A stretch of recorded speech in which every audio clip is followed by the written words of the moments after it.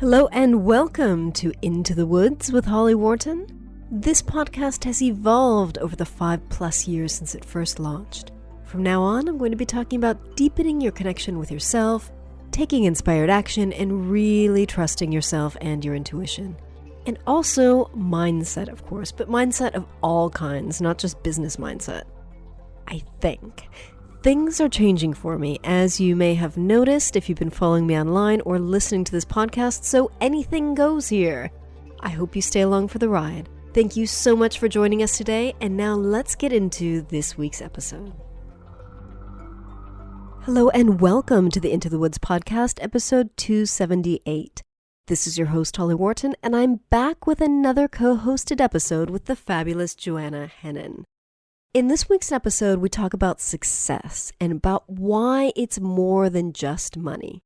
We often get the concept of success tangled up in business success or financial success, when in reality, it's about so much more than that. And yet, we get caught up in this trap and think that the value of our success is related to money and business and not about the small things. And I think when we make that shift to really valuing our smaller successes and feeling those successes, it can be really life-changing and it can make us a lot more satisfied with our current lives rather than always reaching to achieve something else so that we can feel that success. We can feel success every day, as you will learn in this episode. So, success, what is it? You will learn how we define success and how that compares to the official dictionary definitions. We will talk about why success often gets tangled up with business and money.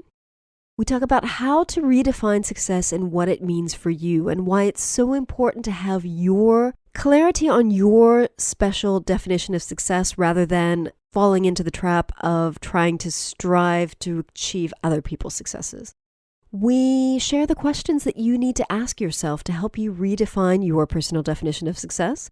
We talk about why you need to give yourself permission to feel successful today. We give some examples of the small things that make us feel successful because it's really important to tap into these little things as well as the big things. We discuss why it's so important to identify the small things that make us feel successful. We tell you how to avoid falling into the trap of not valuing personal success, because we often focus more on business and professional success. We give you tips on how you can take charge of your own success. We talk about why a lot of our successes involve getting outside of our comfort zone. We explore why it's so important to feel successful in the moment. We share how you can acknowledge all your successes, both big and small. We talk about why it's so important to identify who in your world you consider to be successful and why. And finally, we talk about how to avoid comparing yourself to other people's perceived success. So, hope you find today's episode interesting and useful.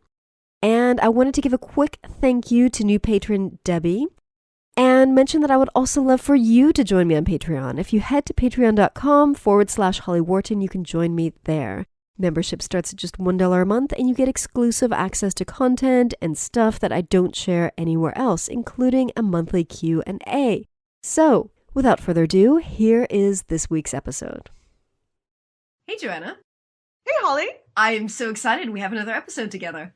Yay, we're doing it again. That's awesome. I put something in my Patreon the other day. Both you and Joe Casey are coming back to the podcast. And a couple of minutes after I put that in, one of the listeners popped in and said, yay! Oh, that's good. That's good to know. Actually, I met someone recently in a program that I bought who said, oh, it's nice to put a face to your name. I know you from Holly's podcast. I thought wow, that's cool. Wow. People listen to us. They do. So, today we're talking about success. Tricky subject for, I think, a lot of people. It can bring up a lot of mind crap and ickiness. Yeah, because it's something that, everybody wants, right? Everyone wants to be successful. It's just that it's such a personal thing, what success actually is. And we tend to subscribe more to what society thinks success is. And then we get all wonky. Yeah. Because we don't really want what society thinks we should want. but then we don't know what we want because we haven't kind of taken the time to define it for ourselves. And there's kind of a bunch of stuff. And I think it just produces a lot of misery and feelings of being kind of lost and yeah. And also, if you don't want what society says you should want, often we don't have enough role models of the other options. I mean, as someone who has been child-free since I was a teenager, and I know, I've always known that I didn't want kids, I didn't have any friends that didn't have kids until I hit my 40s and kind of looked around and realized that a lot of my friends don't have kids. But it was like, I felt like there was something wrong with me. I felt there was something weird about me because I didn't want this very important thing that most people want. Yeah, that's a big thing, right? That's certainly becoming a mother was a very, very big part of the journey for me. I'm not sure if it was linked to success or more like an emotional need. Yeah. But it was certainly part of like what one should do. And then for a while in my 20s, I considered not having children at all. And that brought up a lot of stuff from my family and from like, all sorts of people had opinions about this and how I was making a mistake. And then I myself, not based on them, but I myself changed my mind. And I'm very glad I did, obviously. I love my little boy. But yeah, it's kind of linked to the path that's laid out for us, I suppose, right? That you're supposed to go to college and get a nice job and buy a nice house and have a nice child or two. And climb the corporate ladder. Climb the corporate ladder, earn more and more, save for retirement, and then die. And that's pretty much it. Sounds like fun. One cat, one dog. Yeah, right? 2.4 children. Yeah. So if you don't want some of those elements, it can be really confusing. It can be hard to find examples of other people doing things differently who are successful. Yeah. So let's talk about it. Like, what do you define success as, Holly? So before we do that, should we talk about the dictionary definition of success? Sure. Because I think that differs from our personal. So we Googled this and we got a couple different things. Success is the achievement of a high position in a particular field, for example, in business or politics. Nearly all of the young people interviewed, I don't know where, believed that work was the key to success. And then another dictionary said success is the accomplishment of an aim or purpose. So, interesting, right? I love like that they're so different. I mean, gosh, there's so much to be said about both of them. I don't know how we're going to fit everything into this episode, but like, I mean, the first one is obviously like it's all linked to status and working hard and all that stuff. So that's the society one. The second one, the accomplishment of an aim or purpose, I find that's interesting because it starts with you knowing what you want. Yeah. That's actually problematic for a lot of people. Yeah. Yeah. I think a lot of people don't know what they want. They just know what they don't want. Yeah, exactly. So if you take success as being the accomplishment of an aim or purpose, if you don't take the time to set that aim or purpose, or if you set an aim or purpose that's wrong for you, then you'll never, ever feel successful. Yeah. That's a shame. And also this definition of the accomplishment of an aim or purpose is like achieving a goal. But goal setting isn't something that we learn in school. And a lot of people don't learn about goal setting until kind of further on in life. Yeah. So we have these two definitions. So success. What success. Is it? What is it according to us? Yeah. You first, Holly. All right. So to me, success is, I think it does have a sense of goal achievement.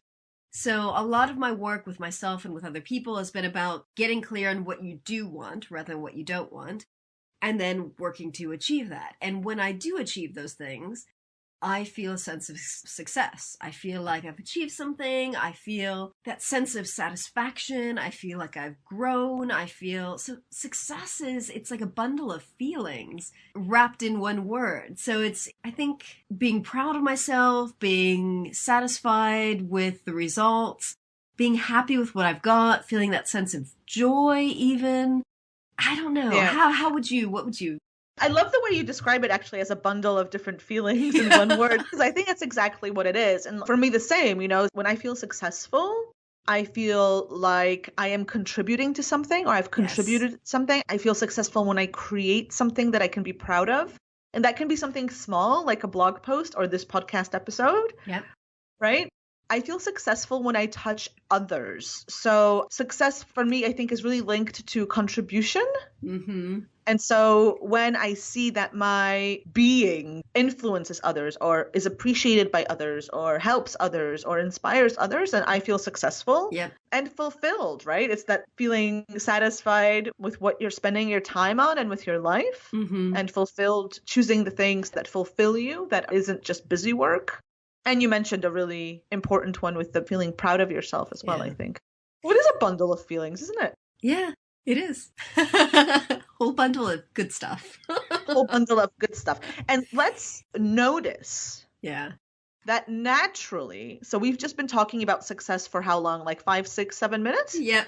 And just naturally, so this wasn't planned at all, but none of us in any of these definitions or how we perceive success, neither Holly nor I mentioned the M word, money. Yeah. Which I think is actually really interesting because it's really tangled up in there. I'm actually quite surprised that neither of us mentioned money. Well, I think it's because we had a little chat before we started the podcast and we were fleshing out kind of the bullet points where we specifically wanted to talk about the deeper levels of success. But I absolutely have had my sense of success tangled up with business success or money success for many, many years. And it's been hard for me to disentangle money from success because I look at my bank account, I look at the money that's coming in, and that to me, for a long time, has defined my feeling of success. And I've used that sometimes to feel successful or to feel bad about myself. Yeah, totally. And I mean, let's be honest, like money's important. So we're not going to pretend that success doesn't include money or that it can't include money or that money's not important, like none of those things, because it is important and helps you kind of live the life that you would like to live ideally. So that's all good, right? Yeah.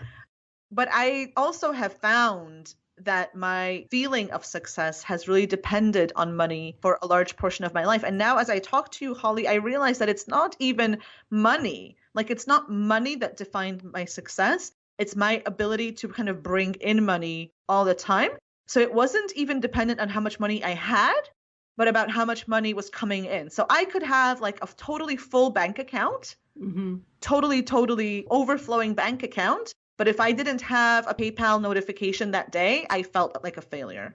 Ooh. Like I had associated it with like my ability to keep bringing in money, which now that I talk about it, like it's so dumb because it just sets me up for failure because you can't, it's like nothing will ever be enough. Yeah. Yeah. Because once you start bringing in that consistent money every day and you're getting those PayPal pings every single day, then you're going to be like upping, well, I can't just have any payment coming in. I want at least X amount of money.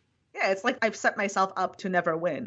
This was my situation certainly until a couple of years ago when I kind of took it in hand, but that was really scary. I noticed myself being, this is kind of embarrassing. I can't believe like I'm going to admit this on a podcast, but I found myself like I was kinder to my son when somebody paid me that day. Well, of course, because you were happier. Yeah.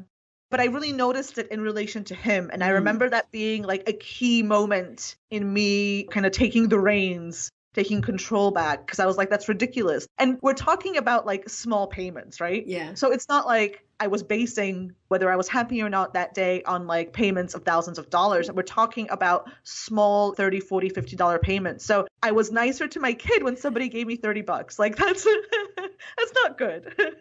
But it's understandable. It reached that stage. Yeah.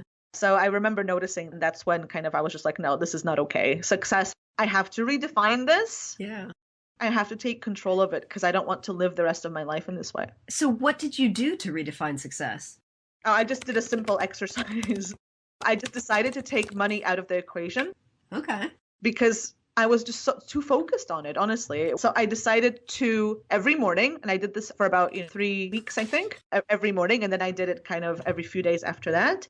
I asked myself, what can I do today to feel successful? Right. So it was almost like it was a permission to feel successful now rather than deferring success.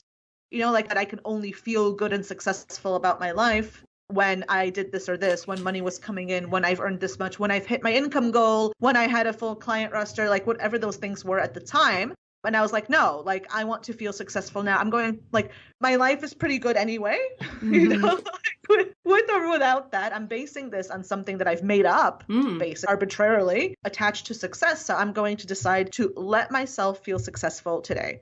Okay, that's really interesting because that's a lot like the gratitude work that some of us do. So it's like rather than basing your happiness on the stuff that you want, it's being grateful for what you've already got. So it's feeling the success that you're already experiencing. It was that plus. So Okay. it was that plus making sure that I'm doing things that make me feel successful, right? Staring at my PayPal account at that time Mm-hmm. or keep checking my PayPal account was not making me feel successful. So I was choosing to do things in my day that would make me feel successful. And so I started every day with the question, what can I do today that will help me feel successful?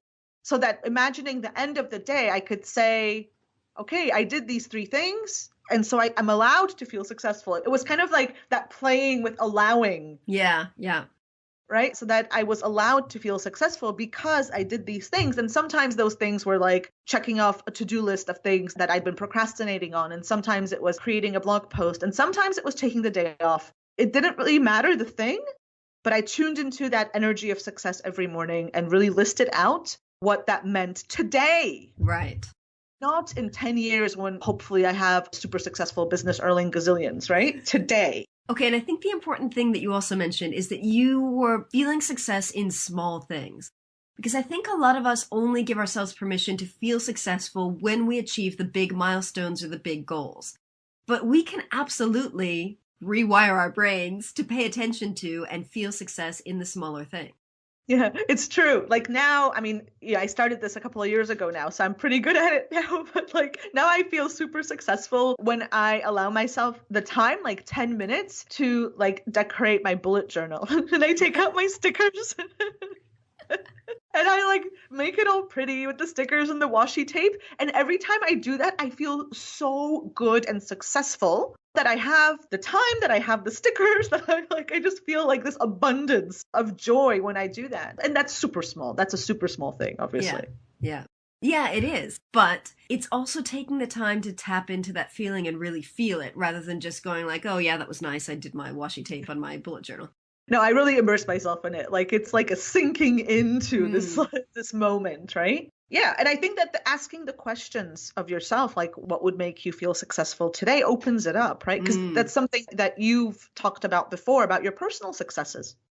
Absolutely. So I have often not valued my personal successes because I've been so focused on achieving business success. And I think this came up in a conversation that we had a while back about how I had stepped out of my comfort zone and done a bunch of things this year that I really made me feel proud of myself.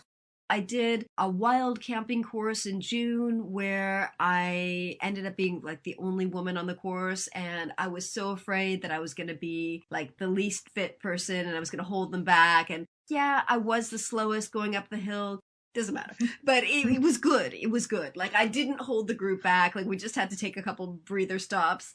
And it was good. And then I just came back from North Yorkshire. I was on advanced navigation course. Again, I was the only woman there. And it was great. I had such a good time. And, I suspected in advance that I might be the only woman. And that kind of made me nervous again about not being good enough, not being able to like be up there with the men. But like, it was great. I had such a good time and I really enjoyed it. And then kickboxing. I went to my kickboxing advanced summer course. And I was really scared about that because it was 13 hours of intense fitness over 2 days. And I didn't think I was up to it. But I did it and I survived and I actually enjoyed it. And that to me was a great feeling of success because when I signed up for that and I turned up for it, my only intention was to just get through it. But I didn't just get through it, I enjoyed it. And I was not expecting to enjoy it.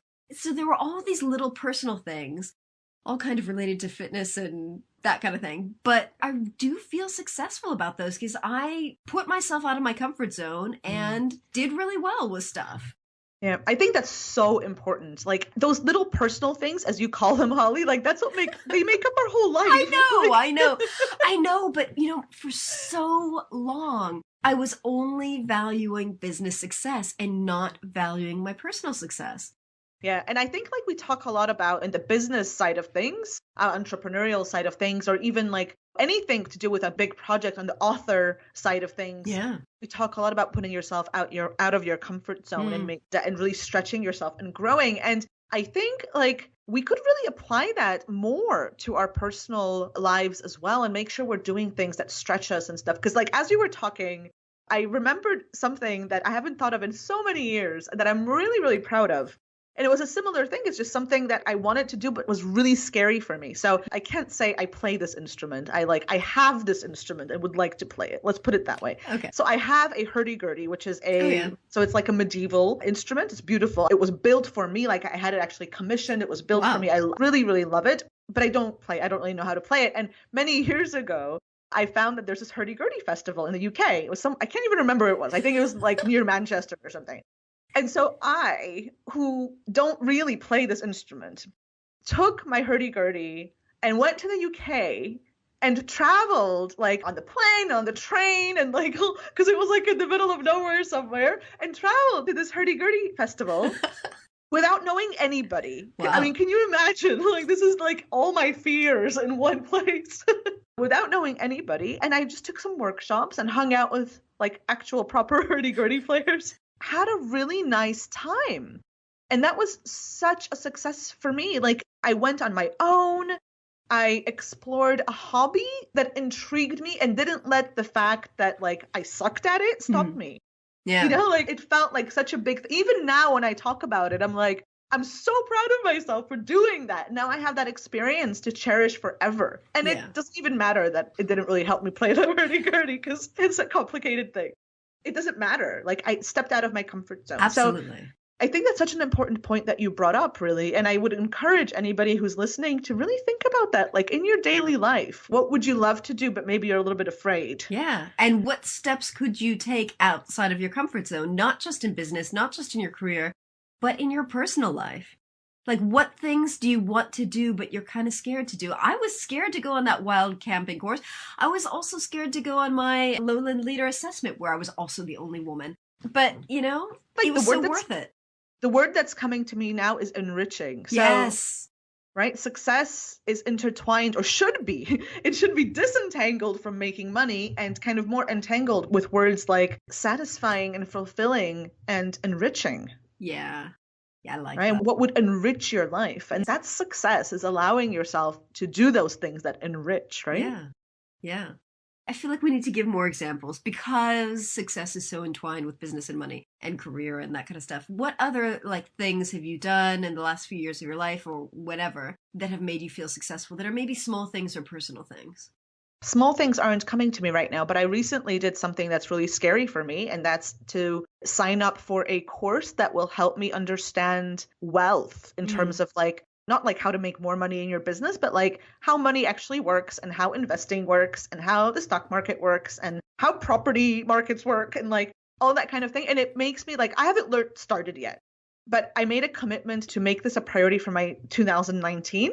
It's something that I'll be studying like the whole year. And that feels like a big success for me, to take charge of something where I've always felt lesser, where I've always felt insecure and like the one who's bad with money and the one who doesn't know anything about financial markets. And I even like, I went to a conference on this topic recently, and I've actually, like every single day, the way I described myself to people when I met them was financially illiterate. Wow. How terrible is that? And obviously you're not, because you've been like paying the bills and covering your personal and family expenses for your entire life. So you're clearly not financially illiterate, but it's that's how you perceived yourself. Yeah, because it's something like the financial world is just something that I've always really wanted to understand. And I've always thought that I couldn't. I still have a little bit of that even now, to be perfectly honest. Like, am I smart enough to get it? Because, it's just so complicated, I think. Maybe it's not, but it's the way I perceive it as so complicated, and can, like, my little brain actually comprehend all this, like, big financial stuff, where all these big, important people are doing stuff all over the world. And, like, can I really understand what they're doing? And that's a big success for me, to kind of take charge of something where I felt insecure and start understanding it. So that's something. And it doesn't have to be a big commitment like this, because I remember I had the same feeling when I took an economics class a couple of years ago. So, I mean, long time after college. In college, I did not understand economics at all. And a couple of years ago, I took an economics class and I loved it because this woman who later became one of my friends, like she explained it in a way that I understood. And that made me feel so successful. I took all her courses. I was just like, I love economics, because I got it finally. So allowing myself to kind of learn something new and really understand it, that felt like success for me. I like that. How about you? Do you have an example? Well, I think for me, it's mostly been like physical fitness stuff this year. I mean, I've really stepped outside my comfort zone in a lot of my outdoorsy stuff that I've done this year. And I've just signed up for something else early next year. And I've got like a whole list of things that I haven't signed up for yet, but I really want to do next year in terms of navigation. And navigation is a big thing for me because it's not something that comes easy to me. Like at this advanced level, you're looking at like contours, and this last one was like navigating at night. Like one day we were out 9 a.m. until 8:30 at night, and the last 4 hours were in the dark. Like we hiked up to the top of a mountain and hiked down in the dark. And that was really scary for me. So that was a massive step outside my comfort zone because I have a lot of fear around walking downhill. Like going uphill, of course, is physically challenging, but I have like so many fears about like where to put my feet when I'm going downhill. And of course, in the dark, you don't see as many nuances of the terrain. And there's one point where we had to go down this rocky ravine and I had to go first because I had the best lamp, but it was all this loose rock that was like in this like, oh God. Anyway, so that class had a lot of different steps outside of my comfort zone. And for me, it's been a lot of the outdoorsy stuff and the navigation stuff. But also, I think every time I go outdoors alone, that's a step outside of my comfort zone because I do it a lot. I spend long hours in the woods on my own, but I've always had a lot of fears around personal safety. So I think every time I do that, it's like kind of reaffirming the fact that, yes, I can be safe in the outdoors alone. Okay, so I'm going to bring it back a little bit because I don't want to give people the impression that success would only be stuff that takes you outside of your comfort zone and that you need to be afraid of something and then conquer it. So I think our examples so far have been like that. So let's take it back to the examples of success as like allowing yourself to experience the things that you really enjoy. Right? Because when I was doing that exercise of asking myself every day, what would make me feel successful today? The answer to that question, by the way, why it's important to do it every day in the moment and not just decide in advance what would make you feel successful, but like what would make you feel successful today? The answers were so different. Sometimes it was literally just taking the day off and doing nothing because that's what successful people do, right? If they want to take a day off, they take a day off. They don't push through in my version, right? In my personal version of success. Yeah. Okay. That's a great thing to say. So for me, one of my things like that is I have a very extensive morning routine that doesn't happen every day, but it does happen most days. And it's from 8 o'clock in the morning when I get up until 11 when I start working. I read, I do my druid work, I do some journaling, I do some mindset work, but I have like a big chunk of time every morning that I allow myself to do personal stuff that makes me feel super nourished and successful. But I hadn't always necessarily thought of it as something like that. But of course, that is something that is like a symbol of success. Like I have successfully engineered my lifestyle so that I can have those 3 hours with myself. Yeah, and I learned that from you. Like I started by having half an hour, and now I sometimes have half an hour, sometimes an hour. I don't do it every day. I'm really, really flexible with it. And some days I like clean the kitchen instead because that's what needs to be done. And that's okay.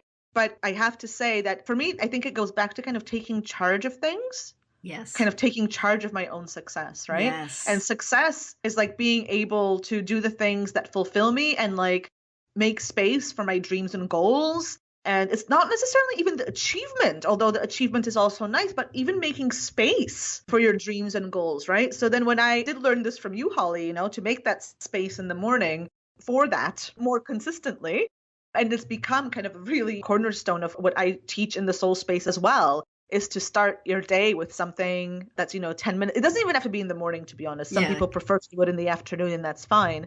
But to make space for yourself, that's definitely success. And it's giving yourself permission to do that stuff for yourself. Yeah, for sure. So there's an element of stretching and growing to success, to feeling successful. There's an element of fulfillment and enrichment to being successful. And there's an element of this, like allowing yourself space for yourself and the things that bring you joy. And I think that the next thing we need to say really is that it's not just about doing these things. It's about noticing and letting yourself feel successful in the moment. Because you might do these things and still defer success to a time when you're making a certain amount of money or a time when you have certain things in place, right? So it's really that practice of letting yourself kind of have that successful energy kind of envelop you. And really feeling it. So it's like when you do the gratitude work, really feeling the gratitude, not just saying, I'm so grateful for blah, blah, blah. Yeah, this is why gratitude work never worked for me. I can't stand gratitude work. And I know a lot of people don't. And it's something that I don't do it on a regular basis. I come back, like I kind of dip in and out of it. But yeah, but it's all about allowing yourself to feel the gratitude or feel the success in the moment and not really acknowledging it.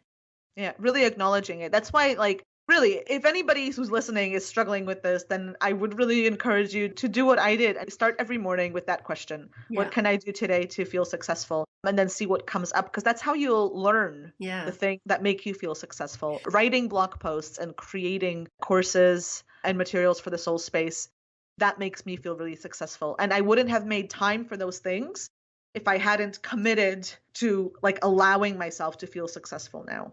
And so maybe another thing that people could do is at the end of the day, journal about what things you did that made you feel successful. How did you feel successful? Because that trains your brain to pay attention to that stuff. Yeah, I agree. That would be, you can manage that. That's a great addition. I personally never manage anything that's supposed to happen at the end of the day. Yeah. My end of the days are more hectic, so I just don't do it. But that's okay. Or you could do it the following morning. Like before you write out, what can I do today to feel successful? You can write out, like, what did I do yesterday that made me feel successful? Yeah. Because it gets you thinking about it. Yeah, indeed. So it's a focus, right? Yeah, absolutely. So do you have any examples? Like one of the things that I like to do with people is ask them, like, who do you consider successful and why? Yeah. Right? Because I think it gives you a lot of insight into the things that you personally value as part of success. Do you have any examples of people you find successful? Yes, absolutely. So interestingly, my mind went straight to people I know from the online world because it's so easy to see people that we might perceive as successful because the online world can be so kind of flashy and look at me, here's, you know. Here's my perfect life. Here's my perfect life, which is so accurate. But there is one person that I have been following for years. She's been a guest on my podcast, Joanna Penn. So she is an expert in self-publishing. She is a writer who knows a lot about writing and publishing, and she's making a good living from her writing. Interestingly, I mentioned money. But from what I can see from what she talks about on her podcast and what she blogs about, like she's also got a fantastic lifestyle. Like she travels a lot, not just as research for her books, but just for pleasure. She's managed to get her husband to quit his job and come to work with her, so that gives them both the freedom to travel together. She has created a lifestyle that, from what I can see from the outside, is consciously created into the lifestyle that she wants. And she's living the life that she wants to be living, and she's doing the work that she wants to be doing, and she's doing it really well. So to me, that is success. It's having the lifestyle you want. I'm going to say it, having the money you want. I think the key for you there, Holly, is the writing. Yeah. It's not the lifestyle you want or the money you want. It's that she has created this based on writing. Absolutely. And not like best-selling Liz Gilbert writing, but on various kind of bits that are maybe smaller scale. Yeah. But she's got a lot of pieces that together create a big, you know, source of income. So it seems doable, right? I think that's the thing. Like, it seems doable. Like, what she did is totally something that you could do. Absolutely. Yeah, so absolutely. Or anyone else who wants to make a living from their writing. Like, follow her, learn from her. She's a fantastic example. So she's got the lifestyle she wants, and she's making the money that she wants in the way that she wants. Yeah. So it's interesting. I mean, I think this is an interesting exercise for anybody. Like, you know, write out 3 people who you think are successful and 3 people who you think are unsuccessful and why. And that'll give you so much insight. Because already now, Holly, you see that part of your success has to be writing. Oh, absolutely. Right? Yeah. And we know that already about you. So that's, you know, it's not like it's a big revelation, but it's confirmation that that's part of your success. So any time spent writing is or valuable. pursuing, is valuable and makes you feel successful. So you should do more of it, right? It's that kind of trail of thought. So what about you? Who in your world or your environment do you consider to be successful? Actually, there are two ladies in my kind of physical environment where I live who a couple of years ago started a cafe. And I just love the way they did it. And I just love their whole model and their passion for what they're doing. And I love that they've kind of set it up in a way that really works for them. So the cafe is like a natural food cafe. One of them does all the cooking, one of them does all the baking. They've set it up like so they don't now they have hired another person, but they set it up that so that for the first few years they didn't have to hire another person. So for example, there's no table service. And when you're done, you have to put your dishes in a certain place, like already like stack them to be washed. And like it's not a big deal for me to do that, but it's a huge deal for them as business owners, right? So I just thought like that the idea was so amazing. Food's great, service is great, place is lovely. And really, really importantly, it opens after the school run and closes before school pickup. I think each of them have 3 children, so they have a lot of stuff obviously going on around that. The children are now old enough that they can do stuff during the day. Nobody's getting sick every other day. But they've set up this awesome thing within the constraints of their personal life without kind of thinking, oh, it's only going to be a success if we're open for dinner, or it's only going to be a success if we're open for breakfast at 7, or like without taking any of that crap on. They've really done it their way, just followed their dream, their passion, and doing it in a way that totally works for them. So for me, that's just like the embodiment of success. And every time I go there, it's really embarrassing because I tell them this. Like, I can't help but like gush. And like it all comes out every time I go there. And I'm like, you guys are so awesome and I love you. And it's, probably inappropriate. No, but I think they need to hear that. Like, I think that's really good. It like reinforces the good stuff that you've got. They're doing things, they're breaking all the rules of having a restaurant business. They have set their own boundaries and they're doing it their way. Yeah, they're very successful. They have very good food. So the product is good. The prices are pricey. And that's okay. And they're super successful because it works. Yeah. Because, they've done it from that really, really great place. So that really shows me that those boundaries are really important in my version of success, that I always want to be there for my son. Yeah. And that has to come first. And so anything I do has to have my family life at the center. And that's a really big insight, right, into my version of success. Absolutely. And I think that's acknowledging, getting clear on what your priorities are and acknowledging that when you actually put those priorities first, that's a success too. Yes, indeed. And that's a choice. And that, so it's, when I think about the opposite now, like I'm not going to name any names or give any specific examples, but when I think of people who I think are not successful. Yeah. It always boils down to like working too hard, people who hustle. I don't consider hustle a success. Yeah, me neither. And therefore, for me, I have to be really careful not to go into that hustle energy because I do kind of tend to. Yeah. But that's also really valuable insight. Yeah. Yeah, for me, success is all about lifestyle.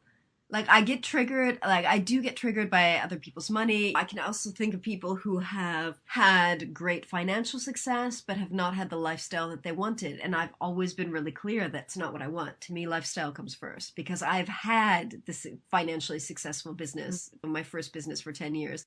We made tons of money, but I was so stressed out. That was not the life that I wanted. Yeah. So at the end of the day, it boils down to like making sure that you feel good and happy and joyful every day. Yeah. Right. And just allowing yourself to do those things that are pleasant for you. Yeah. I mean, maybe not just pleasant in terms of kind of keeping you where you are, but also that kind of are fulfilling. And growth is for fulfilling, right? So just making sure that you're paying attention, reading the books that make you grow or look at things in a different way, having conversations, stuff like that. And I think the key word there is what makes you feel successful, what makes you grow, what makes you feel satisfied. Because success is going to mean something very, very different to every single person. And the important thing is not comparing yourself to other people's perceived success, not comparing yourself to what you think other people have achieved, but what do you want for yourself and your life and your lifestyle? And I think a lot of us can fall into that comparison trap of looking at other people being like, oh, oh, she's so successful and I'm just crap. So I think it's very useful to have those, make a list of 3 people or more people who you consider to be successful, but also don't fall into the trap of comparing yourself to them. Like, learn from them, but don't use that as an excuse to make yourself feel bad. Yeah, for sure. That's a comparison is always a bad game to play. We were saying in the conversation we had before we recorded this podcast, I was sharing that yesterday I was thinking that the book I'm writing is super boring, and I was comparing it to a book I was reading, and I'm like, this book is so awesome and my book is really sucky. Like, I was going through that whole thing, and somebody said to me, don't compare your first draft to someone else's finished product. And I thought that was a really good thing. I really needed to hear that yesterday. And I've heard something similar before, like, don't compare your beginning to somebody else's middle or end. Yeah. Right? So when you're looking at people that you consider successful and that you can maybe learn from, or not even learn from, but just kind of be inspired by, I suppose, who show you that your kind of success is possible. As Holly says, it's not to compare yourself, because you're at a different place and they're at a different place, and they also started where you are, by the way. So everybody starts with that first draft, right? Like, there's no other way to do it. Yeah. Right? Is there another way to do it, Holly? Because if there is, I want to know. When I find it, I'll let you know. So, right. I feel like we've exhausted this topic for today. I think we've given people a lot to think about. So let us know what you thought about today's topic. Let us know what makes you feel successful.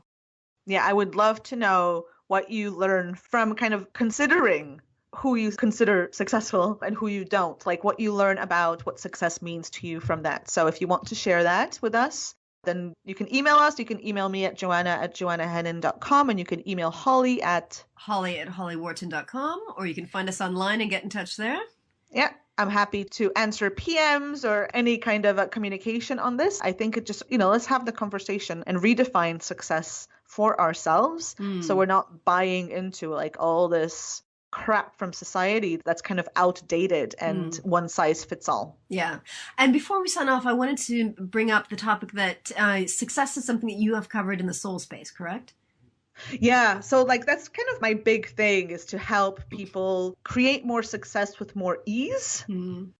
And of course, like, that doesn't mean to create more money, as you know now from this episode, although money can be part of it. But what we do in the soul space is get you really, really super clear on what you want. So setting those intentions. And we go, we take you through the whole process from intention to reality. And that sounds really, really kind of quick and easy. It's not. It's a process. But if you're committed to that process, then it totally, totally works. And it will get you feeling a lot more successful, a lot more confident, and a lot just happier in your life. Yeah, absolutely. So we'll put a link to the soul space in the show notes, and you can click through there and check it out if you want to do some deeper work on success. Yeah. And if you have any questions, then of course, let me know. Cool. All right. Well, thank you so much for this talk about success. This was really awesome, Holly. Yes, I like it. All right. So have a great day. Thank you so much for listening. Please drop me a line and let me know what you thought of this week's episode. You can email me at holly@hollywharton.com or find me on Facebook, Twitter, or Instagram and get in touch. Thank you for listening. If you enjoyed this episode, please subscribe wherever it is that you listen to podcasts, whether it's Apple Podcasts or somewhere else. And thanks for tuning in. Next week's episode, I will be back with another solo episode. And then after that, we've got another episode with the fabulous Jo Casey, who is returning after a long summer hiatus. I'm so excited to have her back on the show. And that's all for now. So remember to visit hollywharton.com/278 for the show notes on this episode. Thank you. Thanks so much for listening to Into the Woods with Holly Wharton. You can find more information about today's episode, including links for topics that were discussed, at hollywharton.com. That's HOLLYWORTON.com. If you'd like to connect with other listeners and get support on your journey, I would love for you to join my private community on Patreon. That's patreon.com/Holly Wharton. That's patreon.com/Holly Wharton. Thank you so much for listening, and I look forward to seeing you next week.